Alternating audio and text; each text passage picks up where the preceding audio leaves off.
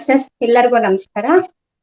ಮೊದಲಿಗೆ ನಾನು ಪತ್ರಿಜಿ ಗುರುಗಳಿಗೆ, ಸ್ವರ್ಣಮಾಲಾ ಅಮ್ಮನವರಿಗೆ, ಮತ್ತೆ ಎಲ್ಲಾ ಹಾಸ್ಟೆಲ್ ಮಾಸ್ಟರ್ಸ್ಗೆ, ನನ್ನ ಈ ಧ್ಯಾನ ಮತ್ತು ಜ್ಞಾನದ ಹಾದಿಯಲ್ಲಿ ನನಗೆ ಮಾರ್ಗ ತೋರಿಸಿದಂತ, ಜ್ಞಾನ ಕೊಟ್ಟಂತ ಎಲ್ಲ ಪಿರಮಿಡ್ ಮಾಸ್ಟರ್ಸ್ಗಳಿಗೆ, ವಿಶೇಷವಾಗಿ ರಂಗನಾಥ್ ಗುರುಗಳಿಗೆ, ಹಾಗೇನೆ ಈ ರಾತ್ರಿ ಧ್ಯಾನದ ಸೆಷನ್ಸ್ ನ ಉಸ್ತುವಾರಿಯನ್ನು ನಿರ್ವಹಿಸ್ತಿರುವಂತ ರೇವತಿ ಮೇಡಮ್ ಅವರಿಗೆ ತಮ್ಮೆಲ್ಲರಿಗೂ ನಮಸ್ಕರಿಸ್ತಾ ಇವತ್ತಿನ ನನ್ನ ಸ್ವಾಧ್ಯಾಯವನ್ನ, ಜ್ಞಾನ ಹಂಚಿಕೆಯನ್ನ ಪ್ರಾರಂಭ ಮಾಡ್ತೀನಿ. ಮಾಸ್ಟರ್ಸ್ ಮೇಡಮ್ ಕೇಳಿಸ್ತಿದೆ ಅಲ್ಲ ಸ್ಪಷ್ಟವಾಗಿ? ಕೇಳಿಸ್ತಾ ಇದೆ, ಕ್ಲಿಯರ್ ಇದೆ. ಮಾಸ್ಟರ್ಸ್, ಇವತ್ತು ಮೇಡಮ್ ಈಗಾಗ್ಲೇ ಹೇಳ್ದಾಗೆ ಇವತ್ತಿನ ಜ್ಞಾನ ಹಂಚಿಕೆಯ ವಿಷಯ ಪತ್ರಿಜಿ 5 ಬೆರಳಿನ ಪರಿಕಲ್ಪನೆ ಅಂತ ಹೇಳ್ಬಿಟ್ಟು. ಇಲ್ಲಿ ಪತ್ರಿಜಿ 5 ಬೆರಳಿನ ಪರಿಕಲ್ಪನೆಯಲ್ಲಿ ಏನನ್ನ ಹೇಳ್ತಾ ಇದ್ದಾರೆ ಅಂತ ಅನ್ನೋದನ್ನ ಫಸ್ಟ್ ನಾವು ತಿಳ್ಕೊಳ್ಳೋಣ. ಪತ್ರಿಜಿ ಗುರುಗಳು ಈ 5 ಬೆರಳಿನ ಪರಿಕಲ್ಪನೆ ಅಂತ ಏನ್ ಕೊಟ್ಟಿದ್ದಾರೆ, ಈ 5 ಬೆರಳಿನ ಪರಿಕಲ್ಪನೆಯನ್ನ 20 ವಿಧದಲ್ಲಿ 20 ಟೈಪ್ಸ್ ಪರಿಕಲ್ಪನೆಗಳನ್ನ ಕೊಟ್ಟಿದ್ದಾರೆ ಅಂತ ಹೇಳ್ಬಿಟ್ಟು ರಂಗನಾಥ್ ಗುರುಗಳು ಈಗಾಗಲೇ ಹೇಳಿದ್ದಾರೆ ನಮ್ಗೆ.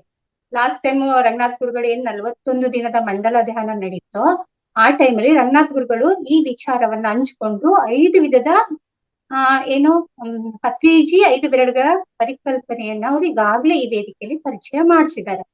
ಆವಾಗ ಸರ್ ಹೇಳಿದ್ದು 20 ವಿಧದ ಪರಿಕಲ್ಪನೆಗಳನ್ನ ಪತ್ರಿಜಿಯವರು ಕೊಟ್ಟಿದ್ದಾರೆ ಅಂತ ಹೇಳಿದ್ದಾರೆ.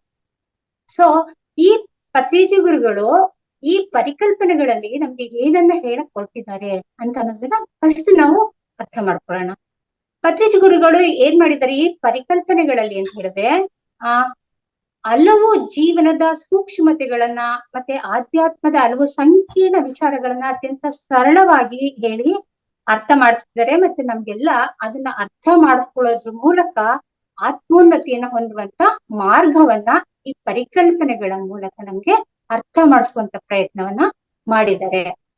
ಮಾಸ್ಟರ್ಸ್, ನನಗೆ ಪತ್ರಿಜಿ ಗುರುಗಳು ಈ 5 ಬೆರಳಿನ ಪರಿಕಲ್ಪನೆಗಳಲ್ಲಿ ಈ ತರ ಸಂಕೀರ್ಣವಾದಂತ ಆಧ್ಯಾತ್ಮಿಕ ವಿಚಾರಗಳನ್ನ ಹಿಡ್ದಿಟ್ಟಿರೋದನ್ನ ನೋಡಿದಾಗ, ನಾನು ಓದಿದಾಗ, ಹೆಚ್ಚು ಆಳವಾಗಿ ಅದನ್ನ ಗ್ರಹಿಸ್ಕೊಳ್ತಾ ಹೋದಾಗ ನನಗೆ ಹೇಗ ಅನ್ನಿಸ್ತು ಅಂತ ಹೇಳಿದ್ರೆ, ನಮ್ಗೆ ಸಾಮಾನ್ಯವಾಗಿ ಹೇಗಾಗುತ್ತೆ ಅಂತ ಹೇಳಿದ್ರೆ, ಈ ಆಧ್ಯಾತ್ಮಿಕ ವಿಚಾರಗಳು ಎಲ್ಲರಿಗೂ ಸುಲಭವಾಗಿ ಗ್ರಹಿಕೆ ನಿಲ್ಲೋದಿಲ್ಲ.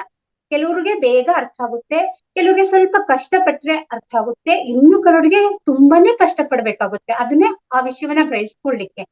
ಆ ವಿಷಯವನ್ನ ಗ್ರಹಿಸ್ಕೊಂಡ್ರೆ ಮಾತ್ರ, ಚೆನ್ನಾಗಿ ಅರ್ಥೈಸ್ಕೊಂಡ್ರೆ ಮಾತ್ರ ಅದನ್ನ ನಾವು ಅಳವಡಿಸ್ಕೊಳ್ಲಿಕ್ಕೆ ಸಾಧ್ಯ. ಅಳವಡಿಸ್ಕೊಂಡ್ರೆ ಮಾತ್ರ ನಾವು ಆತ್ಮೋನ್ನತಿಯನ್ನು ಹೊಂದೋದಿಕ್ಕೆ ಸಾಧ್ಯ. ಸೊ ಹೀಗಾಗಿ ಇದೆಲ್ಲವೂ ಪತ್ರಿಜಿಗೆ ಗೊತ್ತಿದ್ರಿಂದನೇ ಅವ್ರು ಈ ತರ ತುಂಬಾ ಸರಳೀಕರಿಸಿ ಅವ್ರು ಏನ್ ಮಾಡ್ತಾರೆ ಅಂದ್ರೆ, ಸರಳೀಕರಿಸಿ ಹೇಳೋದ್ರ ಜೊತೆಗೆ ಹಲವು ಉದಾಹರಣೆಗಳನ್ನ, ಹಲವು ಕಥೆಗಳನ್ನ, ಹಲವು ಸತ್ಯ ಘಟನೆಗಳನ್ನ, ಐತಿಹಾಸಿಕ ಘಟನೆಗಳನ್ನ ಈ ಸಂದರ್ಭಕ್ಕೆ ಉದಾಹರಿಸ್ತಾ ನಮ್ಗೆ ಅರ್ಥ ಮಾಡಿಸುವಂತ ಪ್ರಯತ್ನವನ್ನ ಮಾಡಿದ್ದಾರೆ. ಇದನ್ನ ನೋಡಿದಾಗ ನನಗೆ ಹೇಗೆ ಅನ್ನಿಸ್ತು ಅಂತ ಹೇಳಿದ್ರೆ, ನಾವು ಈಗ ಹುಷಾರಿಲ್ಲ ಅಂತ ಹೇಳ್ಬಿಟ್ಟು ಡಾಕ್ಟರ್ ಹತ್ರ ಹೋಗ್ತೀವಿ. ಡಾಕ್ಟ್ರು ಪ್ರಿಸ್ಕ್ರಿಪ್ಷನ್ ಬರೀತಾರೆ, ಟ್ಯಾಬ್ಲೆಟ್ಸ್ ನ ಕೊಡ್ತಾರೆ.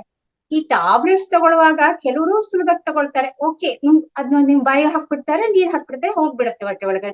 ಇನ್ನು ಸ್ವಲ್ಪ ಕಷ್ಟದಿಂದ ನುಂಗ್ಬೇಕಲ್ಲಪ್ಪ ಅಂತ ಕೆಲವರು ನುಂಗ್ತಾರೆ. ಇನ್ನು ಕೆಲವರಿಗೆ ಆ ಮಾತ್ರೆನ ನುಂಗೋದಕ್ಕೆ ಆಗೋದಿಲ್ಲ. ಸೊ ಅಂತ ನುಂಗಕ್ ಆಗ್ದಿರುವಂತ, ಎಸ್ಪೆಷಲಿ ಚಿಕ್ಕ ಮಕ್ಳಂತೂ ಮಾತ್ರೆನ ನುಂಗ್ಲಿಕ್ಕೆ ತುಂಬಾ ಕಷ್ಟ ಪಡ್ತಾರೆ, ಹಠ ಮಾಡ್ತಾರೆ. ಈ ಮಕ್ಳಿಗೆ ಮಾತ್ರೆ ನುಂಗ್ಸುವಾಗ ಅಮ್ಮಂದಿರು ಏನ್ ಮಾಡ್ತಾರೆ, ಅನ್ನದೊಳಗನೋ ಅಥವಾ ಮುದ್ದೆ ಇರ್ತದ ಅದ್ರೊಳಗನೋ ಅಥವಾ ಅವ್ರು ಇಷ್ಟಪಟ್ಟವ ಯಾವ್ದೋ ಒಂದು ತಿನಿಸಿನ ಒಳಗನೋ ಆ ಮಾತ್ರೆಯನ್ನ ಹಾಕ್ಬಿಟ್ಟು ನುಂಗಿಸ್ಬಿಡ್ತಾರೆ. ಸೊ ಸುಲಭಕ್ಕೆ ಹೊಟ್ಟೆ ಒಳಗೆ ಹೋಗುತ್ತೆ, ಮತ್ತೆ ಡೈಜೆಷನ್ ಆಗಿ ಅವ್ರಿಗೆ ಆರೋಗ್ಯ ಸಂಬಂಧದ್ದು ಏನ್ ಕೆಲಸ ಮಾಡ್ಬೇಕು ಆ ಮಾತ್ರೆ ಕೆಲಸ ಮಾಡುತ್ತೆ. ಇದನ್ನ ನಂಗೆ ಪತ್ರಿಜಿ ಅವರು ಹೀಗೆ ಮಾಡಿದ್ದಾರೆ ಅಂತ ನನ್ಗೆ ಅನ್ನಿಸ್ತು. ಈಗ ಕೆಲವರಿಗೆ ಸುಲಭಕ್ಕೆ ಅರ್ಥ ಆಗ್ಬೋದು, ಓಕೆ ಅವ್ರಿಗೂ ಅರ್ಥ ಆಗುತ್ತೆ. ಕೆಲವರು ಸ್ವಲ್ಪ ಕಷ್ಟಪಟ್ಟರೆ ಅರ್ಥ ಆಗ್ಬೋದು, ಓಕೆ ಅವ್ರಿಗೂ ಅರ್ಥ ಆಗುತ್ತೆ. ಇನ್ನು ಕೆಲವರಿಗೆ ಅರ್ಥನೇ ಆಗದಿರುವಂತ ಸ್ಥಿತಿ ಇರ್ತದಲ್ಲ, ಅವ್ರಿಗೂ ಕೂಡ ಅರ್ಥ ಆಗೋ ತರ ಇದನ್ನ ಬಿಡಿಸಿ ನಮ್ಗೆ ಈ ಪರಿಕಲ್ಪನೆಗಳನ್ನ ಕೊಟ್ಟಿದ್ದಾರೆ. ಅಮ್ಮ ಮಕ್ಕಳಿಗೆ ಮುದ್ದೆ ಒಳಗಡೆ ಮಾತ್ರೆ ಹಾಕಿ ನುಂಗ್ಸೋ ತರ ಈ ಪರಿಕಲ್ಪನೆಗಳನ್ನ ನಮ್ಮ ಒಳಗಡೆ ಹಾಕಿದ್ದಾರೆ. ಅದನ್ನ ನಾವು ಡೈಜೆಸ್ಟ್ ಮಾಡ್ಕೊಂಡು ಅಳವಡಿಸ್ಕೊಳ್ಳೋದಷ್ಟೇ ನಮ್ಗೆ ಬಾಕಿ ಇರೋದು ಅಂತ ಹೇಳ್ಬಿಟ್ಟು ನನಗೆ ಅನ್ನಿಸ್ತು ಮಾಸ್ಟರ್ಸ್. ಇದು ಪ್ರಿಲಿಮಿನರಿ ಆಗಿ 5 ಬೆರಳಿನ ಪರಿಕಲ್ಪನೆ ಬಗ್ಗೆ ಒಂದು ಪ್ರಾರಂಭದ ಒಂದು ಮಾಹಿತಿ ಆಯ್ತು. ಇನ್ನು ಕಳೆದ ನಾನು ಈಗಾಗ್ಲೇ ಹೇಳಿದೆ 41 ದಿನದ ಏನು ಮಂಡಲ ಧ್ಯಾನ ಇತ್ತು ಕಳೆದ ಬಾರಿ, ಆಗ ನಮ್ಮ ಗುರುಗಳು ರಂಗನಾಥ ಗುರುಗಳು 5 ವಿಧದ ಪರಿಕಲ್ಪನೆಗಳನ್ನ ಈ ವೇದಿಕೆಯಲ್ಲಿ ಪರಿಚಯಿಸಿದ್ದಾರೆ. ಸೊ ಅವ್ರು ಮೊದ್ಲಿಗೆ ಒಂದು ಪರಿಕಲ್ಪನೆಯನ್ನ ಪರಿಚಯ ಮಾಡಿದ್ರು, ಶರೀರ, ಮನಸ್ಸು, ಬುದ್ಧಿ, ಆತ್ಮ ಮತ್ತು ಪರಮಾತ್ಮ ಅಂತ ಹೇಳ್ಬಿಟ್ಟು. ಇದು ಶರೀರ, ಮನಸ್ಸು, ಬುದ್ಧಿ, ಆತ್ಮ ಮತ್ತು ಪರಮಾತ್ಮ ಅಂತ ಹೇಳ್ಬಿಟ್ಟು 5 ವಿಧದ ಒಂದು ವಿಧದ ಪರಿಕಲ್ಪನೆಯನ್ನ, ಅಂದ್ರೆ ಈ 5 ಅಂಶಗಳು ಹೇಗೆ ಒಗ್ಗೂಡಿ ಕೆಲಸ ಮಾಡ್ತವೆ ಅನ್ನೋದು ಒಂದು ಪರಿಕಲ್ಪನೆ ಆಗುತ್ತೆ. ಅದನ್ನ ಪರಿಚಯ ಮಾಡಿಸಿದ್ರು. ಹೀಗೆ ಒಟ್ಟವರು 5 ಕಲ್ಪನೆಗಳನ್ನ ಈಗಾಗಲೇ ಪರಿಚಯ ಮಾಡಿಸಿದ್ದಾರೆ.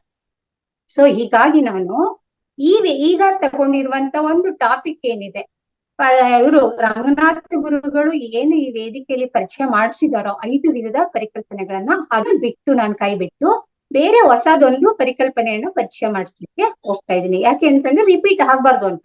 ಈಗಾಗ್ಲೇ ನೀವು ಆ ಪರಿಕಲ್ಪನೆಗಳನ್ನ ಚೆನ್ನಾಗಿ ತಿಳ್ಕೊಂಡು ಆ ಜ್ಞಾನವನ್ನ ಪಡ್ಕೊಂಡಿರೋದ್ರಿಂದ ನಾನು ಇನ್ನೊಂದು ಹೊಸದ ಜ್ಞಾನವನ್ನ ನಿಮ್ಗೆ ಪರಿಚಯ ಮಾಡಿಸೋ ಉದ್ದೇಶದಿಂದ ನಾನು ಈ ಪರಿಕಲ್ಪನೆಯನ್ನ ಆಯ್ಕೆ ಮಾಡ್ಕೊಂಡಿದ್ದೀನಿ. ಆದ್ರೆ ಈ ಪರಿಕಲ್ಪನೆಯನ್ನ ಈಗಾಗ್ಲೇ ನಾವು ನಮ್ಮ ಬೆಳಗಿನ ಸೆಷನ್ನಲ್ಲಿ ಸುನನಾಗಲಾಂಬಿಕಾ ಮೇಡಮ್ ಜ್ಞಾನವನ್ನ ಹಂಚ್ಕೊಂಡಿದ್ದಾರೆ. ಆದ್ರೆ ರಾತ್ರಿಯ ಧ್ಯಾನದಲ್ಲಿ ಇದಾಗದೇ ಇರೋದ್ರಿಂದ ನಾನು ಮತ್ತೆ ಇದು ಇನ್ನೊಂದ್ಸರಿ ಮರು ಮನನ ಮಾಡ್ಕೊಳ್ಳೋ ಅಗತ್ಯ ಇರುವಂತದ್ದೇ ಪರಿಕಲ್ಪನೆ ಇದಾಗಿರೋದ್ರಿಂದ ನಾನು ಈ ಪರಿಕಲ್ಪನೆಯನ್ನ ಆಯ್ಕೆ ಮಾಡ್ಕೊಂಡು ಇವತ್ತಿನಲ್ಲಿ ನಾನು ಆ ವಿಷಯದ ಬಗ್ಗೆ ಜ್ಞಾನವನ್ನ ಹಂಚ್ಕೊಳ್ತಾ ಇದ್ದೀನಿ ಮಾಸ್ಟರ್. ಹಾಗಿದ್ರೆ ನಾನು ಆಯ್ಕೆ ಮಾಡ್ಕೊಂಡಿರುವಂತ ಇವತ್ತಿನ ಈ ಪರಿಕಲ್ಪನೆ ಏನು ಅಂತ ಹೇಳಿದ್ರೆ, ಪತ್ರಿಜಿ ಗುರುಗಳು ನಿನ್ನ ಹಸ್ತದ 5 ಬೆರಳುಗಳೇ ನಿನ್ನನ್ನು ಅದ್ಭುತ ಯೋಗಿಯನ್ನಾಗಿ ಮಾಡುತ್ತವೆ ಅನ್ನೋ ಒಂದು ಶೀರ್ಷಿಕೆ, ಒಂದು ಟೈಟಲ್. ಆ ಟೈಟಲ್ ಅಡಿಯಲ್ಲಿ ಹೇಳಿರುವಂತ ವಿಚಾರ ಅದನ್ನ ಹೇಳ್ಬಿಟ್ಟು ಈ ಪರಿಕಲ್ಪನೆಯನ್ನ ಹೇಳ್ತಾ ಹೋಗ್ತಾರೆ. ಅಂದ್ರೆ ಈ 5 ಬೆರಳುಗಳು ನಮ್ದೇನಿದೆ, ಆ 5 ಬೆರಳುಗಳೇ ನಿನ್ನನ್ನ ಸರಿಯಾಗಿ ಅರ್ಥ ಮಾಡ್ಕೊಂಡು ನಿನ್ನನ್ನ ಯೋಗಿಯನ್ನಾಗಿ ಮಾಡ್ತವೆ ಅಂತ ಪತ್ರಿಜಿ ಗುರುಗಳು ಹೇಳ್ತಾ ಇದಾರೆ. ವಾಯ್ಸ್ ಲೋ ಆಗಿದೆ ಮ್ಯಾಮ್, ವಾಯ್ಸ್ ಲೋ ಆಗಿದೆ. ಹಾ, ಮಾತಾಡಿ. ಈಗ ಕೇಳಿಸ್ತಿದ್ಯಾ ಮೇಡಮ್? ಸ್ವಲ್ಪ ಜೋರಾಗಿ ಮಾತಾಡಿ, ಅಂದ್ರೆ ಮೈಕ್ರೋಫೋನಿಗೆ ಹತ್ರ ಬನ್ನಿ. ಈಗ ಕೇಳಿಸ್ತಿದ್ಯಾ? ಕೇಳಿಸ್ತಾ ಇದೆ. ಅದು ಒಂದೊಂದ್ಸರಿ ಇದು ಪ್ರಾಬ್ಲಮ್ ಆಗ್ತಾ ಇದೆ ಮೇಡಮ್. ಸರಿ ಮಾತಾಡಿ. ಓಕೆ. ಸೊ ಹಾಗಿದ್ರೆ ಪತ್ರಿಜಿ ಗುರುಗಳು ನಮ್ಮನ್ನ ಯೋಗಿಯನ್ನಾಗಿ ಮಾಡ್ತದೆ ಅಂತ ಹೇಳುವಂತ ಆ ವಿಚಾರಗಳು ಯಾವುದನ್ನ ನಾವು ಅರ್ಥ ಮಾಡ್ಕೋಬೇಕು ಅಂತ ಅನ್ನೋದನ್ನ ಈಗ ನಾವು ನೋಡೋಣ ಮಾಸ್ಟರ್ಸ್. ಈಗ ನಾನು ಕಳೆದ ವಾರ ಈ ವೇದಿಕೆಯಲ್ಲಿ ಮುದ್ರೆಯ ಬಗ್ಗೆ ಹೇಳಿದೆ. ಮುದ್ರೆಯ ಬಗ್ಗೆ ಹೇಳುವಾಗ ಕೂಡ ನಾನು 5 ಬೆರಳುಗಳನ್ನ ಹೇಳಿದ್ದೆ. 5 ಬೆರಳುಗಳನ್ನೇ ಪಂಚಭೂತ ತತ್ವಗಳನ್ನ ಹೇಗೆ ಹೇಳ್ತದೆ ಅಂತ ಹೇಳ್ಬಿಟ್ಟು ಹೇಳಿದೆ. ಪಂಚಭೂತ ತತ್ವಗಳಲ್ಲಿ ಹೆಬ್ಬೆರಳು ಏನು ಅಗ್ನಿ ತತ್ವ, ಇದು ತೋರು ಬೆರಳು ವಾಯು ತತ್ವ, ಮಧ್ಯದ ಬೆರಳು ಆಕಾಶ ತತ್ವ, ಉಂಗುರದ ಬೆರಳು ಭೂತತ್ವ ಮತ್ತು ಕಿರು ಬೆರಳು ಜಲತತ್ವವನ್ನ ಹೇಳುತ್ತೆ ಅಂತ ಹೇಳಿದ್ವಿ. ಇದು ಆಯುರ್ವೇದ ವಿಜ್ಞಾನ ಮತ್ತೆ ಯೋಗ ವಿಜ್ಞಾನ ಮತ್ತೆ ನಮ್ಮ ಶರೀರ ವಿಜ್ಞಾನ ಹೇಳುವಂತ ಈ ಪರಿಕಲ್ಪನೆ. ಈ ಪರಿಕಲ್ಪನೆಗಿಂತ ಭಿನ್ನವಾಗಿ ಇವತ್ತು ಪತ್ರಿಜಿ ಗುರುಗಳು ಬೇರೆ ಒಂದು ಪರಿಕಲ್ಪನೆ ಮೇಲೆ ಒಂದು ಆಧ್ಯಾತ್ಮದ ವಸ್ತು ವಿಜ್ಞಾನವನ್ನ ನಮ್ಗೆ ಅರ್ಥ ಮಾಡಿಸುವಂತ ಪ್ರಯತ್ನವನ್ನ ಮಾಡಿದ್ದಾರೆ. ಅವರು ಹೇಳೋ ಪ್ರಕಾರ ಪತ್ರಿಜಿ ಈ ಪರಿಕಲ್ಪನೆಯಲ್ಲಿ ಏನ್ ಹೇಳ್ತಾ ಹೋಗ್ತಾರೆ ಅಂತ ಹೇಳಿದ್ರೆ, ಶ್ರವಣ, ಮನನ, ನಿಧಿಧ್ಯಾಸನ, ಸಾಕ್ಷಾತ್ಕಾರ ಮತ್ತು ಲೋಕ ಕಲ್ಯಾಣದ ವಿಚಾರವನ್ನ ಈ ಪರಿಕಲ್ಪನೆಯೊಳಗೆ ಹೇಳಿದ್ದಾರೆ. ಇಲ್ಲಿ ಶ್ರವಣ ಅಂತ ಹೇಳಿದ್ರೆ ಕಿರು ಬೆರಳನ್ನ ಹೇಳಿದ್ದಾರೆ ಅವರು, ಮನನ ಅಂತ ಹೇಳಿದ್ರೆ ಉಂಗುರದ ಬೆರಳನ್ನ ಹೇಳಿದ್ದಾರೆ, ನಿಧಿಧ್ಯಾಸನವನ್ನ ಮಧ್ಯದ ಬೆರಳಿಗೆ ಹೇಳಿದ್ದಾರೆ, ಸಾಕ್ಷಾತ್ಕಾರವನ್ನ ತೋರು ಬೆರಳಿಗೆ ಹೇಳಿದ್ದಾರೆ, ಮತ್ತೆ ಲೋಕ ಕಲ್ಯಾಣವನ್ನ ಹೆಬ್ಬೆರಳಿಗೆ ಹೇಳಿದ್ದಾರೆ. ಈ ತರ ಈ ಕ್ರಮದಲ್ಲಿ ಅವರು ಹೇಳ್ತಾ ಹೋಗ್ತಾರೆ. ಮಾಸ್ಟರ್ಸ್, ಇದೊಂದು ಜ್ಞಾನ ಯೋಗದ ಮಾರ್ಗ. ಅಂದ್ರೆ ಒಬ್ಬ ಜ್ಞಾನ ಯೋಗದ ಒಬ್ಬ ಸಾಧಕ ಆ ಮಾರ್ಗದಲ್ಲಿ ನಡೆಯುವಾಗ ಈ ಹಂತವನ್ನೆಲ್ಲ ಕ್ರಮಿಸಿ ಅವನು ಯೋಗಿ ಆಗ್ಬೇಕಾಗುತ್ತೆ, ಸಾಕ್ಷಾತ್ಕಾರವನ್ನ ಹೊಂದ್ಬೇಕಾಗುತ್ತೆ. ಹಾಗಾದ್ರೆ ಆ ಸಾಕ್ಷಾತ್ಕಾರ ಹೊಂದುವಾಗ ನಾವು ಈ ಶ್ರವಣ, ಮನನ, ನಿಧಿಧ್ಯಾಸ, ಸಾಕ್ಷಾತ್ಕಾರದ ಈ ಹಂತಗಳಲ್ಲಿ ನಾವು ಪೂರ್ತಿಯಾಗಿ ಅರ್ಥ ಮಾಡ್ಕೋಬೇಕಾಗುತ್ತೆ. ಹಾಗಾದ್ರೆ ಮೊದಲನೇದಾಗಿ ಶ್ರವಣ ಅಂದ್ರೆ ಏನು ಅದನ್ನ ಅರ್ಥ ಮಾಡ್ಕೊಳ್ಳೋಣ. ಇಲ್ಲಿ ಶ್ರವಣ ಅಂತ ಹೇಳಿದ್ರೆ ವಿಚಾರಗಳನ್ನ ಮನಸ್ಸಿಗೆ ಪರಿಚಯ ಮಾಡ್ಕೊಳ್ಳೋದು, ಅಂದ್ರೆ ಕೇಳಿಸ್ಕೊಳ್ಳೋದೇ ಶ್ರವಣ. ಈಗ ಯಾವುದೇ ಒಂದು ಮಾಹಿತಿ ಅಥವಾ ಜ್ಞಾನ, ಒಂದು ಮಾಹಿತಿ ಅಥವಾ ಒಂದು ವಿಷಯ ನಮ್ಮೊಳಗೆ ಹೋಗಿ ಅದು ಪ್ರವೇಶ ಮಾಡಿ, ಕಿವಿಯ ಮೂಲಕ ಪ್ರವೇಶ ಮಾಡಿ ಅದು ಜ್ಞಾನವಾಗಿ ಮತ್ತೆ ಅದ್ರ ಮೂಲಕ ನಾವು ಸಾಕ್ಷಾತ್ಕಾರವನ್ನ ಹೊಂದಬೇಕು ಅಂತ ಹೇಳಿದ್ರೆ ನಾವು ಒಂದು ವಿಷಯವನ್ನ ಸರಿಯಾಗಿ ಕೇಳಿಸ್ಕೋಬೇಕಾಗುತ್ತೆ. ಇಲ್ಲಿ ಮಾಸ್ಟರ್ ಕೇಳಿಸ್ಕೊಳ್ಳೋದು ಅಂತಂದ್ರೆ ಸರಿಯಾಗಿ ಕೇಳಿಸ್ಕೊಳ್ಳೋದು ಅನ್ನೋದನ್ನ ನಾವು ಅರ್ಥ ಮಾಡ್ಕೋಬೇಕು. ಯಾಕೆ ಅಂತ ಹೇಳಿದ್ರೆ ನಾವು ಕೇಳಿಸಿಕೊಳ್ಳುವಿಕೆಯಲ್ಲಿ ಒಂದು ಅವೇರ್ನೆಸ್ ಅನ್ನ ಇಟ್ಕೊಂಡು ಕೇಳಿಸ್ಕೋಬೇಕಾಗುತ್ತೆ. ಈಗ ಉದಾಹರಣೆಗೆ ಅವೇರ್ನೆಸ್ ಅನ್ನು ಇಟ್ಕೊಂಡು ಕೇಳಿಸ್ಕೊಳ್ಳೋದು ಅಂತ ಹೇಳಿದ್ರೆ ಏನಂತ ಹೇಳಿದ್ರೆ, ಈಗ ನಾವು ಒಂದು ಟಿವಿ ನೋಡ್ತಾ ಇರ್ತೀವಿ. ಟಿವಿಯಲ್ಲಿ ನಾವ್ ಎಷ್ಟು ತನ್ಮಯರಾಗಿರ್ತೀವಿ ಅಂತ ಹೇಳಿದ್ರೆ, ಪಕ್ಕದಲ್ಲಿ ಯಾರು ಏನೋ ಹೇಳ್ತಾ ಇರ್ತಾರೆ, ನಾನ್ ಕೇಳಿಸ್ಕೊತಿದ್ದೀನಿ, ಹೇಳು ಹೇಳು ಅಂತ ಹೇಳ್ತಿರ್ತೀವಿ. ಆದ್ರೆ ನಮ್ಗೆ ಅವ್ರು ಏನ್ ಹೇಳಿದ್ದಾರೆ ಅನ್ನೋ ವಿಚಾರನೇ ನನ್ನೊಳಗೆ ಹೋಗಿರೋದಿಲ್ಲ. ಈ ತರ ಕೇಳುವಿಕೆನೂ ಇರ್ತದೆ. ಈ ತರ ಕೇಳುವಿಕೆಯಿಂದ ಯಾವುದೇ ಪ್ರಯೋಜನ ಆಗೋದಿಲ್ಲ. ಹಾಗಾದ್ರೆ ಕೇಳುವಿಕೆ, ಶ್ರವಣ ಹೇಗಿರ್ಬೇಕು? ಶ್ರವಣ ಹೇಗಿರ್ಬೇಕು ಅಂತ ಹೇಳಿದ್ರೆ ಅರಿವಿನಿಂದ ಕೂಡಿರ್ಬೇಕು. ಮತ್ತೆ ಅದು ಆಸಕ್ತಿಯಿಂದ ನಾವು ಕೇಳಿಸ್ಕೊಂಡಿರ್ಬೇಕು. ಹಾಗೇನೆ ನನ್ನೊಳಗೆ ಒಂದಷ್ಟು ಪ್ರಶ್ನೆಗಳನ್ನ ಹುಟ್ಟಿಸ್ತಾ ಇರ್ಬೇಕು. ಎದುರಿಗಿರೋರು ಹೇಳ್ತಾ ಇರುವಾಗ, ಇದು ಈ ತರ ಹೇಳ್ತಿದಾರ, ಈ ತರ ಆಗುತ್ತಾ, ಆ ತರ ಆಗುತ್ತಾ ಅಂತ ನನ್ನೊಳಗೆ ಒಂದು ಪ್ರಶ್ನೆಗಳನ್ನ ಹುಟ್ಟು ಹಾಕ್ತಾ ಇರ್ಬೇಕು. ಹಾಗೇನೆ ಕೇಳಿಸ್ಕೊಳ್ಳುವಂತ ಸಂದರ್ಭದಲ್ಲಿ ನಮ್ಗೆ ಒಂದು ಅಹಂಕಾರ ಭಾವ ಇರಬಾರ್ದು. ಅಹಂಕಾರ ಭಾವ ಇರಬಾರ್ದು ಅಂತ ಹೇಳಿದ್ರೆ ಯಾವ ಇದ್ರಲ್ಲಿ ಈ ಕಾನ್ಸೆಪ್ಟ್ ಅಲ್ಲಿ ಹೇಳ್ತಾ ಇದೀನಿ ಅಂತ ಹೇಳಿದ್ರೆ, ಅಹಂಕಾರ ಭಾವ ಅಂತ ಹೇಳಿದ್ರೆ ಕೆಲವೊಮ್ಮೆ ಎದುರಿಗಿರೋ ವ್ಯಕ್ತಿ ಏನೋ ಹೇಳ್ತಿರುವಾಗ, ಇದ್ ನನಗೆ ಮೊದ್ಲೇ ಗೊತ್ತಿತ್ತು, ಇದ್ರ ಬಗ್ಗೆ ನಾನು ಮೊದ್ಲೇ ತಿಳ್ಕೊಂಡಿದ್ದೆ, ಆ ತರದ್ದೆಲ್ಲ ಜಡ್ಜ್ಮೆಂಟ್ ಅನ್ನ ಮನಸ್ಸಲ್ಲಿ ಮಾಡ್ತಾ ಮಾಡ್ತಾ ಕೇಳಿಸ್ಕೊತೀವಿ. ಈ ತರ ಕೇಳಿಸ್ಕೊಳ್ಳುವಿಕೆಯಿಂದ ಕೂಡ ಸರಿಯಾದ ಶ್ರವಣ ಕ್ರಿಯೆ ನಡೆಯೋದಿಲ್ಲ. ಹಾಗಾಗಿ ಇಂಥದ್ದೆಲ್ಲ ಪಕ್ಕಕ್ಕಿಟ್ಟಿ ಸರಿಯಾಗಿ ಏಕಾಗ್ರ ಚಿತ್ತದಿಂದ ಶ್ರವಣವನ್ನ ಮಾಡಬೇಕು ಅಂತ ಹೇಳ್ಬಿಟ್ಟು, ಇದು ಸರಿಯಾದ ಶ್ರವಣ, ಕೇಳಿಸಿಕೊಳ್ಳುವಿಕೆ ಆಗುತ್ತೆ. ಅಂದ್ರೆ ನಾವು ಎನ್ಲೈಟ್ಮೆಂಟ್ ಏನ್ ಆಗ್ಬೇಕು ಅಂತ ಹೊರಟಿದೀವೋ ಅದ್ರ ಮೊದಲ ಹಂತವಾಗಿ ಸರಿಯಾದ ಶ್ರವಣ ಮಾಡುದು, ಸರಿಯಾದ ಕೇಳಿಸ್ಕೊಳ್ಳುವುದಕ್ಕೆ ನಮ್ಮನ್ನ ನಾವು ಹೊಡ್ಕೋಬೇಕಾಗುತ್ತೆ. ಇದು ಪತ್ರಿಜಿಯಲ್ಲಿರುವಂತ ಈ ಪರಿಕಲ್ಪನೆಯಲ್ಲಿ ಕಿರುಬೆರಳನ್ನ ಹೇಳಿದ್ದಾರೆ. ಈ ಕಿರುಬೆರಳನ್ನ ಶ್ರವಣ, ಈ ಶ್ರವಣವನ್ನ ನಾವು ಮಾಡ್ಕೋತೀವಿ.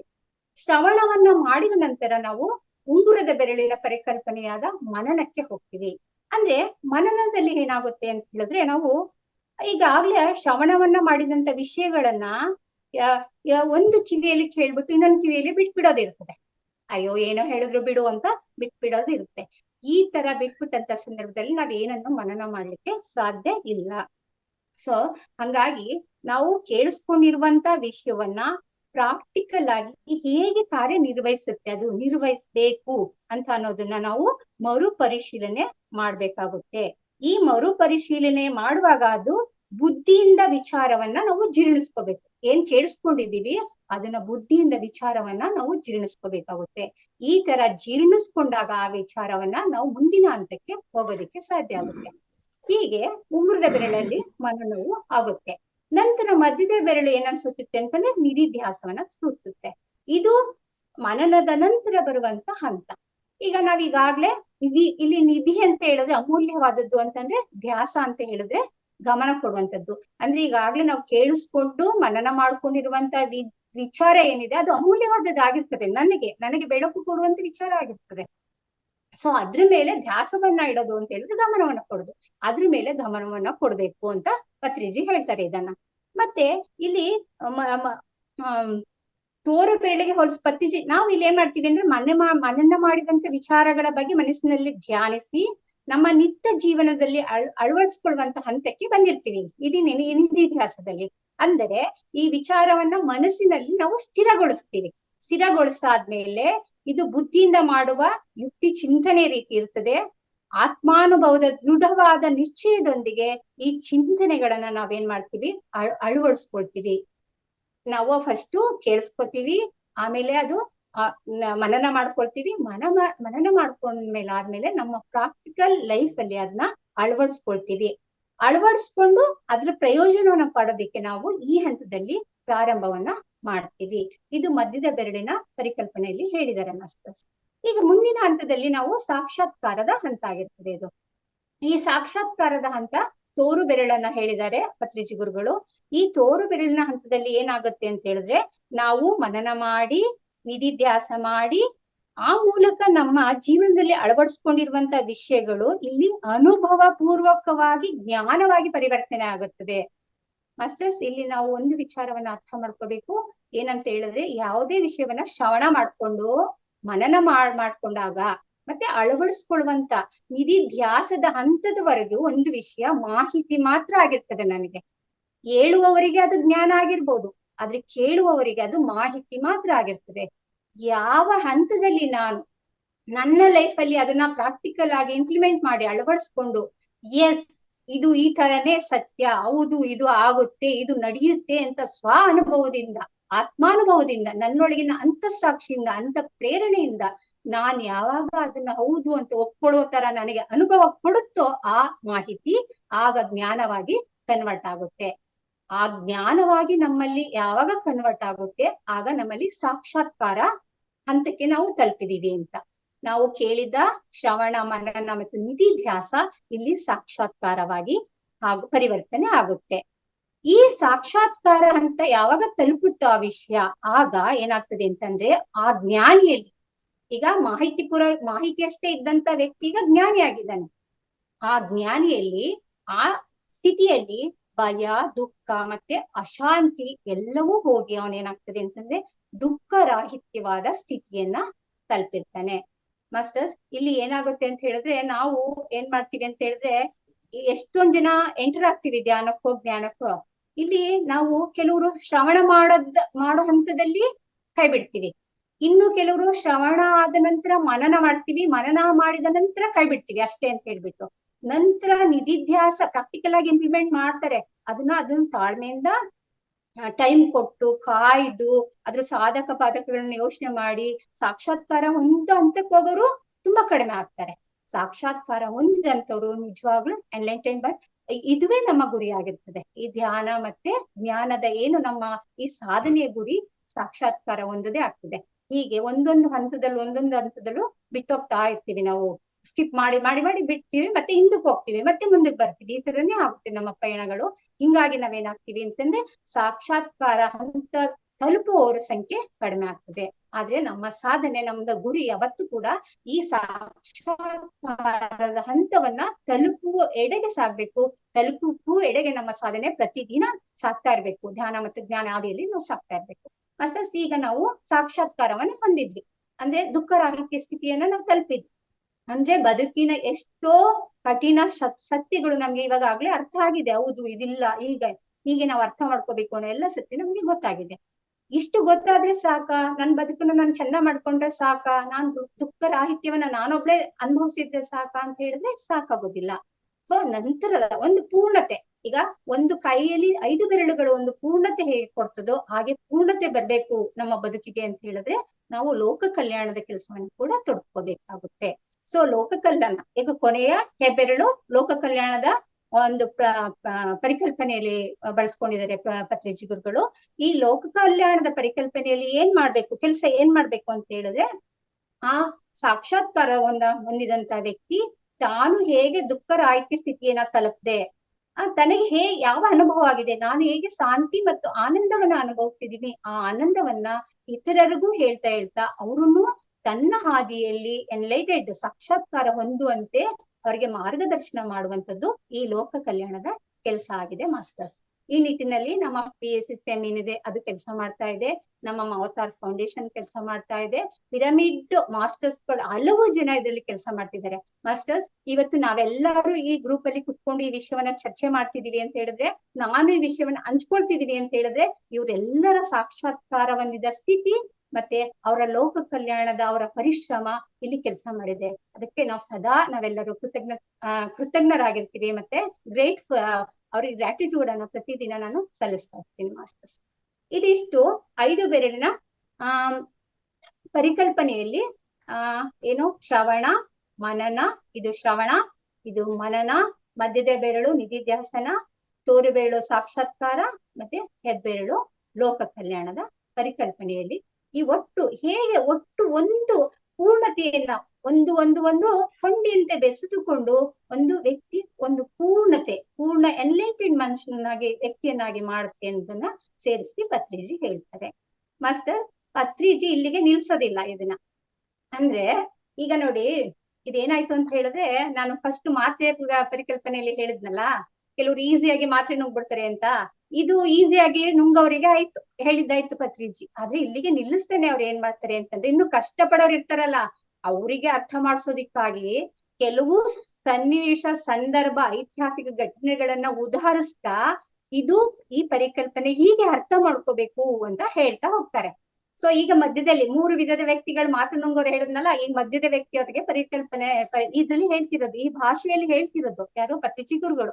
ಏನ್ ಹೇಳ್ತಾರೆ ಅಂತ ಹೇಳಿದ್ರೆ, ಅವರು 2 ಉದಾಹರಣೆಯನ್ನ ಕೊಟ್ಟಿದ್ದಾರೆ. ನನ್ ಟೈಮ್ ನೋಡ್ಕೊಂಡು ನನ್ ಸಾಧ್ಯ ಆದ್ರೆ 2 ಉದಾಹರಣೆಯನ್ನ ಹೇಳ್ತೀನಿ, ಇಲ್ಲಿನ ಒಂದು ಉದಾಹರಣೆಯನ್ನ ನಾನು ಹೇಳ್ತೀನಿ. ಸೊ ಮೊದಲನೇ ಉದಾಹರಣೆ ಏನ್ ಹೇಳ್ತಾರೆ ಅಂತ ಹೇಳಿದ್ರೆ, ಅವರು ಕಿಸಾ ಗೌತಮಿಯ ಕತೆ. ಕಿಸಾ ಗೌತಮಿ ಯಾರು ಅಂತ ನೀವೆಲ್ಲರೂ ನಾವು ಈಗ ಬುದ್ಧನ ಬಗ್ಗೆ ಎಷ್ಟೊಂದು ಜ್ಞಾನ ಹಂಚಿಕೆ ಆಗಿದೆ, ವೇದಿಕೆಗಳಲ್ಲಿ ಜ್ಞಾನವನ್ನ ತಿಳ್ಕೊಂಡಿದ್ದೀವಿ. ಕಿಸಾ ಗೌತಮಿ ಅವಳು ಒಂದು ಭಿಕ್ಕುಣಿ, ಅಂದ್ರೆ ಬುದ್ಧನ ಮಾರ್ಗದಲ್ಲಿ ಹೋದಂತ ಶಿಷ್ಯ ಭಿಕ್ಕುಣಿ ಅವಳು. ಆದ್ರೆ ಮೊದ್ಲು ಹೇಗಿದ್ಲು ಅವಳು, ಎನ್ಲೈಟೆನ್ಮೆಂಟ್, ಅವಳ ಸಾಕ್ಷಾತ್ಕಾರ ಒಂದಕ್ ಮುಂಚೆ ಹೇಗಿದ್ಲು ಅನ್ನೋದೇ ಈ ಕಥೆಯ ವಿಷಯವಾಗಿದೆ. ಈಗ ಕಿಸಾ ಗೌತಮಿ ಏನಾಗುತ್ತೆ ಅಂತ ಹೇಳಿದ್ರೆ, ಅವಳಿಗೆ 4 ವರ್ಷದ ಒಂದು ಮಗು ಇರ್ತದೆ. ಮಗು ಇರುವಾಗ ಆ ಮಗುಗೆ ಕಾಯಿಲೆ ಬಂದು ಆ ಮಗು ತೀರ್ಕೊಂಡ್ಬಿಡುತ್ತೆ, ಸತ್ತೋಗ್ಬಿಡುತ್ತೆ. ಆ ತಾಯಿಗೆ ತುಂಬಾ ದುಃಖ ಆಗ್ತದೆ. ತುಂಬಾ ಎಷ್ಟು ಅಟ್ಯಾಚ್ಮೆಂಟ್ ಆ ಮಗು ಬಗ್ಗೆ, ಪ್ರತಿ ತಾಯಿಗೂ ಮಕ್ಕಳ ಮೇಲೆ ಅದೇ ಅಟ್ಯಾಚ್ಮೆಂಟ್ ಇದ್ದೇ ಇರ್ತದೆ ಮಾಸ್ಟರ್ಸ್. ಆತರ ಅವಳಿಗೂ ಕೂಡ ಅಟ್ಯಾಚ್ಮೆಂಟ್ ಇರ್ತದೆ. ಅವಳಿಗೆ ದುಃಖ ತಡ್ಕೊಳಕ್ ಆಗೋದಿಲ್ಲ.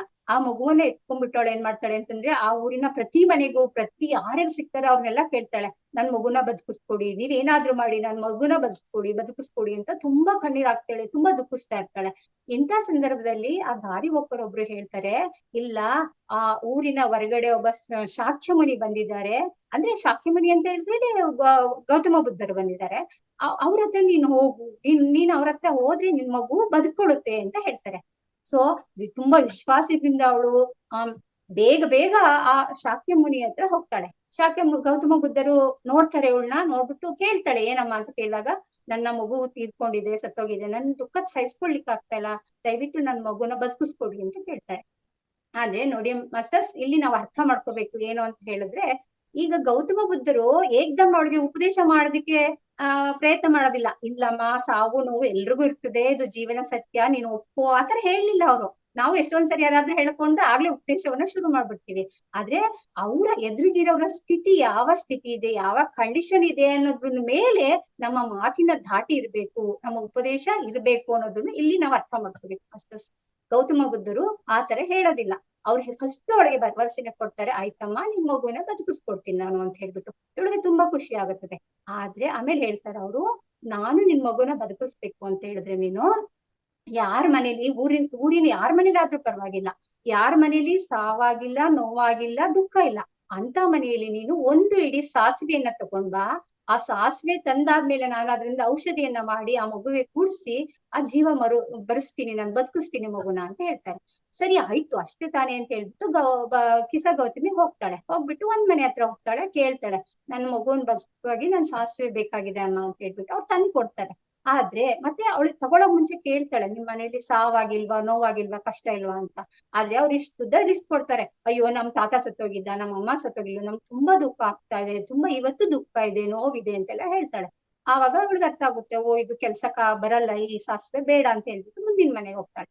ಈ ತರ ಇಡೀ ಊರನ್ನ ಹುಡುಕಿ ಹೋದ್ರೂ ಕೂಡ ಅವಳಿಗೆ ಒಂದು ಮನೆಯೂ ಕೂಡ ಸಾವಿಲ್ಲದ, ನೋವಿಲ್ಲದ, ಕಷ್ಟ ಇಲ್ಲದ, ಸಂಕಷ್ಟ ಇಲ್ಲದ ಒಂದು ಮನೆನೂ ಸಿಗೋದಿಲ್ಲ, ಅಲ್ಲಿ ಸಾಸಿವೆನೂ ಸಿಗೋದಿಲ್ಲ. ಆಗ ಅರ್ಥ ಆಗುತ್ತೆ ಕಿಸಾ ಗೌತಮಿಗೆ, ಬುದ್ಧರು ನನಗೆ ಏನನ್ನ ಹೇಳಲಿಕ್ಕೆ ಕೊಟ್ಟಿದ್ದಾರೆ ಅಂತ ಹೇಳ್ಬಿಟ್ಟು. ಮಾಸ್ಟರ್, ಇಲ್ಲಿ ಬುದ್ಧರು ಅವಳಿಗೆ ಹೇಳುವಂತದ್ದು ಇದೆಯಲ್ಲ, ಹೇಳ್ತಾರಲ್ಲ ಬದುಕಿಸ್ತೀನಿ ಅಂತ ಹೇಳಿ ಕಳ್ಸ್ಕೊಡ್ತಾರಲ್ಲ, ಅದೇ ಕೂಡ ಶ್ರವಣ, ಅದು ಕೇಳಿಸ್ಕೊಳ್ಳೋದು. ಆಮೇಲೆ ಅವಳು ಎಲ್ಲವನ್ನ ನೋಡ್ತಾ ಕೇಳ್ತಾ ಹೋಗ್ತಾಳಲ್ಲ, ಅಲ್ಲಿ ಮನನ ಆಗ್ತಾಳೆ. ಅವಳಿಗೆ ಮನನ ಆದ್ಮೇಲೆ ಅವಳಿಗೆ ಅರಿವು ಬರ್ತದೆ, ಓ ಇದು ಈ ತರ ಅಲ್ಲ, ನಾನು ಈ ತರ ಅರ್ಥ ಮಾಡ್ಕೋಬೇಕು, ಬುದ್ಧರು ಇದನ್ನ ನಂಗೆ ಹೇಳಿದಾರೆ ಅಂತ ಹೇಳಿ ಅರ್ಥ ಮಾಡ್ಕೋತಾಳೆ. ಅಲ್ಲಿ ನಿಧಿಧ್ಯಾಸ ಆಗ್ತದೆ. ಆಮೇಲೆ ಅವಳು ಏನ್ ಮಾಡ್ತಾಳೆ ಅಂದ್ರೆ, ಆ ಮಗುವಿನ ಸಂಸ್ಕಾರವನ್ನ ಮಾಡಿ ಬದುಕಿನ ಸತ್ಯವನ್ನ ಅರ್ಥ ಮಾಡ್ಕೊಂಡು, ಬದುಕಿನಲ್ಲಿ ಎಲ್ಲಾರ್ಗು ಇರ್ತದೆ ಕಷ್ಟ, ಸುಖ, ನೋವು, ಸಾವು ಎಲ್ಲ ಇರ್ತದೆ, ಇದನ್ನ ಒಪ್ಕೋಬೇಕು, ಇದ್ರ ನಡುವೆ ನಾವು ಚೆನ್ನಾಗಿ ಬದುಕೋದನ್ನ ಕಲ್ತ್ಕೋಬೇಕು ಅನ್ನೋದು ಅವಳ ಅರಿವಿಗೆ ಬಂದ್ಬಿಟ್ಟು ಅವಳು ಭಿಕ್ಕುಣಿಯಾಗಿ ಪರಿವರ್ತನೆ ಆಗ್ತಾಳೆ, ಬುದ್ಧ ಭಿಕ್ಕುಣಿಯಾಗಿ. ಇದು ಅವಳು ಸಾಕ್ಷಾತ್ಕಾರ ಹೊಂದಿದಂತ ರೀತಿ. ಆಮೇಲೆ ಅವಳು ಅಷ್ಟಕ್ಕೆ ನಿಲ್ಲಿಸ್ಲಿಲ್ಲ, ಮತ್ತೆ ಲೋಕ ಕಲ್ಯಾಣ, ಅವಳಿಂದ ಜಗತ್ತನ್ನ ಏನು ಉದ್ಧಾರ ಮಾಡ್ಲಿಕ್ಕೆ ಏನು ಉಪದೇಶಗಳಾಗ್ಬೇಕು, ಏನು ಗೈಡೆನ್ಸ್, ಮಾರ್ಗದರ್ಶನಗಳಬೇಕು, ಅದನ್ನ ಕೊಡ್ತಾ ಹೋಗ್ತಾಳೆ. ಇದು ಲೋಕ ಕಲ್ಯಾಣಕ್ಕೆ ಅವಳು ಕೈಗೊಂಡಂತ ಕ್ರಮ. ಇದು ಒಂದು ಸ್ಟೋರಿ, ಪತ್ರಿಜಿ ಹೇಳಿರುವಂತ ಒಂದು ಕತೆ. ಇದು ಹೇಗೆ ಹಂತವಾಗಿ ಇದು ಕ್ರಮಿಸುತ್ತೆ ಅನ್ನೋದನ್ನ ಹೇಳಿದ್ದಾರೆ. ಇನ್ನೊಂದು ಕತೆ ಪತ್ರಿಜಿ ಹೇಳಿರುವಂತದ್ದು ಯಶೋಧರೆದು, ಅಂದ್ರೆ ಗೌತಮ ಬುದ್ಧರ ಪತ್ನಿಯ ವಿಚಾರವನ್ನ ಅವರು ಹೇಳ್ತಾ ಹೋಗ್ತಾರೆ. ಅಲ್ಲಿ ಕೂಡ ಹೇಗೆ ಇದು ಶ್ರವಣ, ಮನನ, ನಿಧಿಧ್ಯಾಸ, ಮತ್ತೆ ಸಾಕ್ಷಾತ್ಕಾರ, ಲೋಕ ಕಲ್ಯಾಣಗಳು ಹೇಗೆ ಆಗ್ತದೆ ಅಂತ ಹೇಳ್ಬಿಟ್ಟು ಅದರಲ್ಲಿ ಕೂಡ ಸ್ಟೋರಿಯನ್ನ ಹೇಳ್ತಾ ಹೋಗ್ತಾರೆ. ಅದ್ರಲ್ಲಿ ಏನ್ ಹೇಳ್ತಾರೆ ಅಂತ ಹೇಳಿದ್ರೆ, ಇಲ್ಲಿ ನಿಮ್ಗೆ ಗೊತ್ತು ಗೌತಮ ಬುದ್ಧರು ಹೇಗೆ ಸನ್ಯಾಸ ದೀಕ್ಷೆಯನ್ನ ಪಡ್ಕೊಂಡ್ರು ಅಂತ ಹೇಳ್ಬಿಟ್ಟು. ಗೌತಮ ಬುದ್ಧರು ಅವರು ಒಂದು ದಿನ ಒಂದು ರೋಗಿಯನ್ನ, ಒಂದು ಮುದುಕನನ್ನ, ಒಂದು ಡೆಡ್ ಬಾಡಿಯನ್ನ ನೋಡ್ತಾರೆ. ನೋಡಿದಾಗ ಅವ್ರಿಗೆ ಗೊತ್ತಾಗುತ್ತೆ, ಅಯ್ಯೋ ಬದುಕು ಇಷ್ಟೇನಾ ಅಂತ ಹೇಳ್ಬಿಟ್ಟು ಅವ್ರಿಗೆ ಜಿಗುಪ್ಸೆ ಬಂದ್ಬಿಟ್ಟು ಮನೆಯನ್ನ ಬಿಟ್ಟು ಬರ್ತಾರೆ. ಆದ್ರೆ ಅವ್ರು ಯಾವ ದಿನವನ್ನ ಮನೆ ಬಿಟ್ಟು ಅಂತ ಬಂದ್ರು ಅಂತ ಹೇಳಿದ್ರೆ, ಆ ದಿನ ಬುದ್ಧ ಪೂರ್ಣಿಮೆ ಇರ್ತದೆ. ಮತ್ತೆ ಯಶೋಧರೆ ಒಂದು ಗಂಡು ಮಗುಗೆ ಜನ್ಮ ನೀಡಿರ್ತಾಳೆ ಆ ರಾತ್ರಿ. ಆ ರಾತ್ರಿನೇ ಇವರು ಮನೆಯನ್ನ ಬಿಟ್ಟು ಬಂದಿರ್ತಾರೆ. ನೆಕ್ಸ್ಟ್ ಡೇ ಬುದ್ಧ ಮನೆ ಬಿಟ್ಟು ಹೋಗಿರೋದು ಯಶೋಧರೆಗೆ ಗೊತ್ತಾಗುತ್ತದೆ. ಅವಳಿಗೆ ತುಂಬಾ ದುಃಖ ಆಗ್ತದೆ. ಅಯ್ಯೋ ನಂದು ಫ್ಯಾಮಿಲಿ ಎಷ್ಟು ಚೆನ್ನಾಗಿತ್ತು, ನನ್ ಗಂಡ ಎಷ್ಟು ಒಳ್ಳೆಯವರಾಗಿದ್ರು, ಇಂಥ ಸುಖ ಸಂಸಾರ ಹಾಳಾಯ್ತಲ್ಲ ಅಂತ ಅಂದ್ಬಿಟ್ಟು ತುಂಬಾ ದುಃಖದಲ್ಲಿ ಅವಳು ಇರ್ತಾಳೆ. ಎಷ್ಟು ದುಃಖ ಅಂತ ಹೇಳಿದ್ರೆ ಅವಳಿಗೆ ಲೈಫೇ ಬೇಡ ಅನ್ನುವಷ್ಟು ನರಳಾಟ ಎಲ್ಲ ಇರ್ತದೆ. ಆಗ ಇದನ್ನ ನೋಡಿದಂತ ಗೌತಮ ಬುದ್ಧರ ಸಾಕು ತಾಯಿ ಪ್ರಜಾಪತಿ ಗೌತಮಿ ಏನ್ ಮಾಡ್ತಾರೆ ಅಂತ ಹೇಳಿದ್ರೆ, ಇವಳಿಗೆ ಜೀವನದ ಸತ್ಯ ದರ್ಶನವನ್ನ ಮಾಡಿಸ್ಬೇಕು ಅಂತ ಹೇಳ್ಬಿಟ್ಟು ಒಂದಿನ ಹೋಗ್ಬಿಟ್ಟು ಯಶೋಧರನ್ನ ಕರೀತಾಳೆ. ನೀನು ಬಾಯ್ ಸ್ವಲ್ಪ, ನಾವು ಹೊರಗಡೆ ಪಾರ್ಕ್ ಅಲ್ಲೆಲ್ಲ ಗಾರ್ಡನ್ ಎಲ್ಲ ಬರೋಣ ಅಂತ ಕರೀತಾಳೆ. ಆಯ್ತು ಅನ್ಬಿಟ್ಟು ಹಿರಿಯರು ಕರೀತಿದ್ದಾರೆ ಅಂತ ಹೇಳ್ಬಿಟ್ಟು ಯಶೋಧರೆ ಬಂದಾಗ ಅವಳನ್ನ ಒಂದು ಪಾರ್ಕ್ ಹತ್ರ ಹೋಗಿ ಈಚೆ ದೊಡ್ಡ ಗ್ರೌಂಡ್ ಇರುವಂತ ಕಡೆ ಕುತ್ಕೋತಾರೆ. ಕುತ್ಕೊಂಡಾದ್ಮೇಲೆ ಅಲ್ಲಿ ಪ್ರಜಾಪತಿ ಗೌತಮಿ ಏನ್ ಮಾಡ್ತಾಳೆ ಅಂತ ಹೇಳಿದ್ರೆ, ಅಲ್ಲಿ ಸೇವಕರೆಲ್ಲ ಇರ್ತಾರಲ್ಲ, ಆ ಸೇವಕರನ್ನೆಲ್ಲ ಕರೀತಾಳೆ. ಕರ್ಬಿಟ್ಟು ಬಂದ್ರಮ್ಮ ಸ್ವಲ್ಪ ಆಮೇಲೆ ಕೆಲಸ ಮಾಡ್ರಿ ಬನ್ನಿ, ನಾವು ನಿಮ್ ಹತ್ರ ಸ್ವಲ್ಪ ಎಲ್ಲ ಮಾತಾಡಿದ್ವಿ, ಕುತ್ಕೊಳ್ಳಿ ಎಲ್ಲಾರು ಅಂತ ಹೇಳ್ಬಿಟ್ಟು ಕೂರಿಸ್ಬಿಟ್ಟು ಅದ್ರಲ್ಲಿ ಒಬ್ಬಳು ಕೇಳ್ತಾಳೆ, ಅಮ್ಮ ನೀನು ಹೋದ್ ತಿಂಗಳು ನನ್ಗೆ ಅದೇನೋ ನಮ್ಮ ಮನೇಲಿ ಕಷ್ಟ ಅದೇನೋ ಅಂತ ಹೇಳ್ತಿದ್ದಂತಲ್ಲ, ಅದು ಸರಿ ಆಯ್ತಾ ನಿನ್ ಮನೇಲಿ ಅಂತ ಅವಳು ಕೇಳ್ತಾಳೆ. ಅವಳು ದೊಡ್ಡ ಸ್ಟೋರಿ ಶುರು ಮಾಡ್ಕೋತಾಳೆ. ಅಯ್ಯೋ ನನ್ ಮನೇಲಿ ಕಷ್ಟ ಈ ತರ ಆಯ್ತು ಆ ತರ ಆಯ್ತು ಅಂತ ಹೇಳ್ಬಿಟ್ಟು ದೊಡ್ಡ ಹೇಳ್ತಾಳೆ. ಅವಳು ಹೇಳಿದ ತಕ್ಷಣ ಇನ್ನೊಬ್ಳು, ಅವಳು ಹೇಳಿದ ತಕ್ಷಣ ಇನ್ನೊಬ್ಳು ಅಂತ ಅಲ್ಲಿರೋರೆಲ್ಲ ಎಷ್ಟು ದುಃಖವನ್ನ ಹೇಳ್ಕೊಳ್ತಾರೆ ಅಂತ ಹೇಳಿದ್ರೆ, ಕೊನೆಗೆ ಯಶೋಧರೆಗೆ ಅರ್ಥ ಆಗ್ತದೆ ಏನಂತ ಹೇಳಿದ್ರೆ, ಇವರ ಕಷ್ಟಕ್ಕಿಂತ ನನ್ನ ಕಷ್ಟ ದೊಡ್ಡದಲ್ಲ. ಅವ್ರಿಗೆ ಊಟಕ್ಕಿಲ್ಲ, ಮಲ್ಗಕ್ ಜಾಗ ಇಲ್ಲ, ಎಷ್ಟು ಕಷ್ಟ ಇದೆ. ನನಗೆ ಅರಮನೆ ಇದೆ, ನೋಡ್ಕೊಳಕ್ಕೆ ಜನ ಇದ್ದಾರೆ, ಎಲ್ಲಾ ಇದ್ದಾರೆ, ನಾನ್ ಯಾಕೆ ಈ ತರ ದುಃಖದಲ್ಲಿ ಇದೀನಿ ಅಂತ ಹೇಳ್ಬಿಟ್ಟು ಅವಳಿಗೆ ಒಂದು ಮಂಥನವನ್ನ ಮಾಡ್ತಾಳೆ, ಸಾಕ್ಷಾತ್ಕಾರವನ್ನ ಮಾಡ್ಕೋತಾಳೆ ಅವಳು. ಇಲ್ಲಿ ಕೂಡ ಏನಾಗ್ತದೆ ಅಂತಂದ್ರೆ, ಅವಳು ಪ್ರಜಾಪತಿಯ ಪ್ರಜಾಪತಿ ಗೌತಮಿ ಮಾತನ್ನ ಕೇಳಿ ಇಲ್ಲಿ ಬರುವಂತದ್ದು ಮತ್ತೆ ಕೇಳಿಸ್ಕೊಳ್ಳುವಂಥದ್ದು ಮನನ. ಅಲ್ಲಿ ಏನಾಗ್ತದೆ ಅಂತಂದ್ರೆ ಮತ್ತೆ ಎಲ್ಲರೂ ಹೇಳೋದು ಕೇಳ್ಬಿಟ್ಟು ಅವಳೊಳಗೆ ಒಂದು ಪ್ರವೇಶ ಮತ್ತಿಸ್ತಾಳಲ್ಲ, ಅದು ಮನನ ಆಗ್ತದೆ. ಆಮೇಲೆ ಇಲ್ಲ, ಅವ್ರ ಲೈಫ್ ಈ ತರ ಇದೆ, ನನ್ನ ಲೈಫ್ ಅದಕ್ಕಿಂತ ಭಿನ್ನವಾಗಿ ಚೆನ್ನಾಗಿದೆ ಅಂತ ಅವಳು ಅನ್ಕೋತಾಳಲ್ಲ, ಅದು ನಿಧಿಧ್ಯಾಸ. ಆಮೇಲೆ ಇಲ್ಲ, ನಾನು ಈ ದುಃಖದಿಂದ ಆಚೆ ಬರ್ಬೇಕು ಅಂತ ಹೇಳ್ಬಿಟ್ಟು ನಿರ್ಧಾರ ಮಾಡಿ ಆಚೆ ಬರ್ತಾಳಲ್ಲ, ಅದು ಸಾಕ್ಷಾತ್ಕಾರ. ಆದ್ರೆ ಅವಳು ಅಲ್ಲಿಗೆ ನಿಲ್ಲಿಲ್ಲ ಮಾಸ್ಟರ್ಸ್. ಆಮೇಲೆ ಏನ್ ಮಾಡ್ತಾಳೆ, ಮತ್ತೆ ಅವಳು ಅರ್ಥ ಮಾಡ್ಕೋತಾಳೆ, ಇದು ಯೂನಿವರ್ಸಲ್ ಲಾ, ಈ ಯೂನಿವರ್ಸಲ್ ಲಾ ಅನ್ನೋದು ಯಾರು ಬದಲಿಸ್ಲಿಕ್ಕೆ ಆಗೋದಿಲ್ಲ, ಇದು ಎಲ್ಲಾರ್ಗು ಇರೋದೆ ಅಂತ ಅನ್ನೋದನ್ನ ಅರ್ಥ ಮಾಡ್ಕೋತಾಳೆ. ಮತ್ತೆ ಸಾಕ್ಷಾತ್ಕಾರ ಹೊಂದಿದ ನಂತರ ಕೂಡ ಅವಳು ಏನ್ ಮಾಡ್ತಾಳೆ ಅಂತಂದ್ರೆ, ಸುಮ್ನೆ ಇರೋದಿಲ್ಲ, ಲೋಕ ಕಲ್ಯಾಣಕ್ಕೆ ತನ್ನಿಂದ ಏನು ಉಪಕಾರವನ್ನ ಮಾಡ್ಬೇಕು ಅದನ್ನ ಮಾಡ್ತಾ ಹೋಗ್ತಾಳೆ. ಪತ್ರಿಜಿ ಗುರುಗಳು ಈ ತರ ಇನ್ನೊಂದು ಕಥೆಯನ್ನ ಹೇಳಿ ಇದನ್ನ ಅರ್ಥ ಮಾಡಿಸಿದ್ದಾರೆ.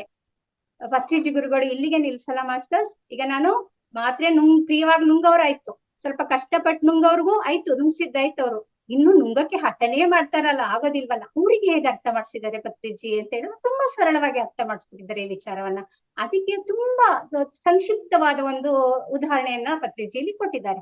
ಏನನ್ನ ಕೊಟ್ಟಿದ್ದಾರೆ ಅಂತ ಹೇಳಿದ್ರೆ, ಅವರು ಒಂದು ಗೋಧಿಯನ್ನ ತರೋದು, ಗೋಧಿಯನ್ನ ತಂದ್ಬಿಟ್ಟು ಅದನ್ನ ಹಿಟ್ಟು ಮಾಡ್ಸಾದ್ಮೇಲೆ ಆ ಹಿಟ್ಟಿಂದ ರೊಟ್ಟಿಯನ್ನ ಮಾಡೋದು, ರೊಟ್ಟಿಯನ್ನ ಮಾಡಾದ್ಮೇಲೆ ಆ ರೊಟ್ಟಿಯನ್ನ ತಿನ್ನೋದು.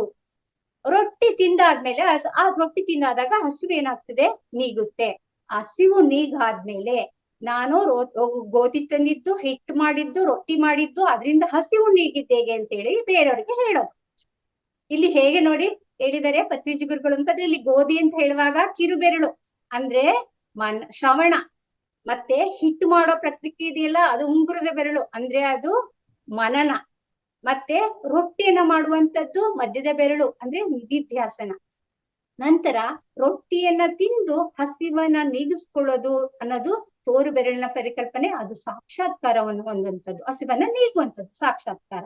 ಮತ್ತೆ ಅದೆಲ್ಲವೂ ಆದ್ಮೇಲೆ ನನಗೆ ಹೊಟ್ಟೆ ತುಂಬಿತು, ನನಗೇನು ಸ್ಯಾಟಿಸ್ಫೈ, ಮಲಗ್ಬಿಡೋಣ ಅಂತ ಮಲಗೋದಲ್ಲ, ಕುತ್ಕೊಳ್ಳೋಣ ಅಂತ ಕುತ್ಕೊಳ್ಳೋದಲ್ಲ, ಆ ಪ್ರಕ್ರಿಯೆಯನ್ನ, ತನಗೆ ಆ ಪ್ರಕ್ರಿಯೆಯಲ್ಲಿ ಏನೇನೋ ದೊರಕ್ತು, ನನ್ನ ಹಸಿವು ಹೇಗೆ ನೀಗ್ತು ಅನ್ನೋದನ್ನ ಇನ್ನೊಬ್ರಿಗೆ ಹೇಳೋದು. ನೀನು ಗೋಧಿ ತಗೋಬಾ, ಅದ್ರಲ್ಲಿ ಹಿಟ್ ಮಾಡು, ರೊಟ್ಟಿ ತಟ್ಟು, ಅದನ್ನ ತಿನ್ನು, ನಿನ್ಗೆ ಹಸಿವು ನೀಗುತ್ತೆ ಅಂತ ಹೇಳುವಂಥದ್ದು, ಅದು ಲೋಕ ಕಲ್ಯಾಣದ ಕಾರ್ಯ. ಈ ತರ ನಮ್ಗೆ ಈ 3 ವಿಷಯವನ್ನ 3 ವರ್ಗದ ಜನರು ಸರಿಯಾಗಿ ಅರ್ಥೈಸ್ಕೊಂಡು ಅಳವಡಿಸ್ಕೋಬೇಕು ಅಂತ ಅನ್ನೋದು ಪತ್ರಿಜಿಯ ಆಶಯವಾಗಿತ್ತು.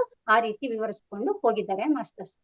ಇಲ್ಲಿ ನಾವೇನ್ ಅರ್ಥ ಮಾಡ್ಕೋಬೇಕು ಅಂತ ಹೇಳಿದ್ರೆ ಮಾಸ್ಟರ್ಸ್, ಇಲ್ಲಿ 5 ಬೆರಳೆಗಳ ಪರಿಕಲ್ಪನೆಯ ಮೂಲಕ ಜೀವನದ ಏನ್ ಸತ್ಯಗಳಿದೆ ಆ ಸತ್ಯ ದರ್ಶನವನ್ನ ನಮ್ಗೆ ಮಾಡಿಸಿದ್ದಾರೆ. ಆದ್ರಿಂದ ನಾವೇನ್ ಮಾಡ್ಬೇಕು ಅಂತ ಹೇಳಿದ್ರೆ ಶ್ರವಣ ಮನನ ನಿಧಿಧ್ಯಾಸ ಸಾಕ್ಷಾತ್ಕಾರವನ್ನ ಹೊಂದೋದ್ರ ಮೂಲಕ ದುಃಖರಾಹಿತ್ಯರಾಗ್ಬೇಕು. ಅಷ್ಟಲ್ಲದೆ ಕೂಡ ನಾವು ಲೋಕ ಕಲ್ಯಾಣವನ್ನ ಕೆಲಸವನ್ನ ಅಂದ್ರೆ ನನಗೆ ದಕ್ಕಿದಂತ ಆನಂದ ನನಗೆ ನಾನು ಹೇಗೆ ಎನ್ಲೈಟೆಡ್ ಆದೆ, ನಾನು ಹೇಗೆ ದುಃಖದಿಂದ ಹೊರಗೆ ಬಂದೆ, ನಾನು ಹೇಗೆ ಕಾಯಿಲೆಯಿಂದ ಹೊರಗೆ ಬಂದೆ ಅಂತದನ್ನ 4 ಜನಕ್ಕೆ ಹೇಳ್ತಾ ಅವರು ಆ ಸ್ಥಿತಿಯ ತಲುಪುವ ಹಾಗೆ ನಾವು ಮಾಡ್ಬೇಕು ಅನ್ನೋದು ಪತ್ರಿಜಿಯ ಆಶಯವಾಗಿತ್ತು ಮಾಸ್ಟರ್ಸ್. ಇದೆಲ್ಲವನ್ನ ನಾನು ಕೂಡ ಮಾಡ್ತೀನಿ, ನೀವೆಲ್ಲರೂ ಆ ಕೆಲಸವನ್ನ ಒಟ್ಟು ಸೇರಿ ಮಾಡೋಣ ಅಂತ ಹೇಳ್ತಾ ಈ ಅವಕಾಶ ಕೊಟ್ಟಿದ್ದಕ್ಕಾಗಿ ನಾನು ಮಹತಾರ್ ಫೌಂಡೇಶನ್ಗೆ, ರಂಗನಾಥ ಗುರುಗಳಿಗೆ ಮತ್ತೆ ರೇವತಿ ಮೇಡಮ್ಗೆ ನಿಮ್ಮೆಲ್ಲರಿಗೂ ನಮಸ್ಕರಿಸ್ತಾ ನನ್ನ ಜ್ಞಾನ ಹಂಚಿಕೆನ ಮುಗಿಸ್ತೀನಿ. Thank you so much.